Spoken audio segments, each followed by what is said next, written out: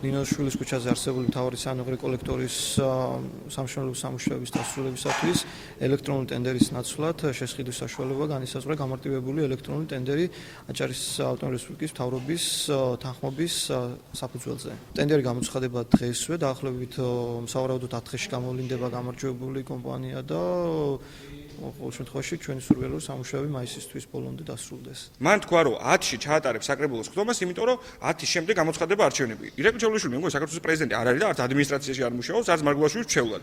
მას უთხრა თბილისმა ცენტრალურმა ხელისუფლებამ რომ 10-მდე ან 10-ში ყველაზე გვიან მან უნდა მოასწროს ბიუჯეტში ცვლილებები, იმიტომ რომ ამის შემდეგ მარგულაშვილი ხელს მოაწერს არჩევნების დანიშვნის თარიღს. ეხლა მე ველოდები რომ 10-ში სავარაუდოდ დიდი პროექტები, შედარებით დიდი, რაც ჩვენს ჯერ კიდევ გამოყოლებული ქონდა ამ ხელისუფლებას, ალბათ ამ პროექტებს ისინი გააჩერებენ, მათ შორის ჟილინის ბაკატიოს და ეს შემდეგ და სავარაუდოდ 10-ში ისინი შემოგთავაზებენ დახუზულ სოციალურ პროგრამებს ბათუმის ბიუჯეტში და იტყვიან რომ კანონმდებლობით ჩვენ ყველაფერი ნორმალურად და სწორად გავაკეთეთ. თქვი რომ დაახლოებით შესაძლებელია ჩატარდეს. ახლა იცით გაცხადებულია რომ 15 ივნისს იქნება არჩევნები. რაც ბატონმა გიორგიმ ბრძანა, ეს არის აღიარებითი ჩვენება, ისე როგორც იქცეოდნენ ნაციონალები თავის დროზე, რომ სოციალური პროგრამების მობილიზაცია ხდებოდა, ხალხის მოსყიდვა ხდებოდა. რაც შეეხება დარეკვებს და მითითებებს, იცით დღეს ბატონი პრემიერი ქალაქში არის, მაგრამ მე ძალიან ისეთ არა ოფიციალური ტანსაცმელი მაცვია არ შეხვდები, იმიტომ რომ ჩვენ თვითმმართველობა ჩვენი საქმე გვაქვს, მთავრობას თავისი საქმე აქვს.